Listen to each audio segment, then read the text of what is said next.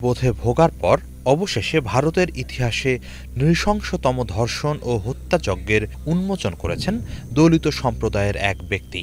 ২ দশক ভারতের কর্ণাটক রাজ্যের প্রাচীন মন্দির ধর্মস্থলের পরিচ্ছন্নতা কর্মী হিসেবে কাজ করেন ৪৮ বছর বয়সী ওই ব্যক্তি। সেই সময় মন্দির কর্তৃপক্ষের সাথে সংশ্লিষ্টরা তাকে শত শত লাশ পুঁতে ফেলতে বাধ্য করে। সেসব মরদেহের বড় একটি অংশই ছিল নারী ও কিশোরী, যাদের ধর্ষণের পর হত্যা করা হয়।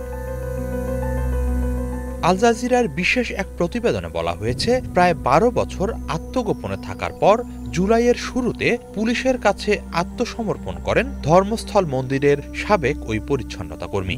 পরে বিস্তারিত জবানবন্দি দেন তিনি। স্পর্শকাতর ঘটনার সাক্ষী হিসেবে তার পরিচয় গোপন রাখা হয়েছে। জবানবন্দিতে তিনি জানান, হত্যার হুমকি দিয়ে তাকে শত শত মরদেহ পুঁতে ফেলতে বাধ্য করা হয়। কথা না শুনলে তাকে ও তার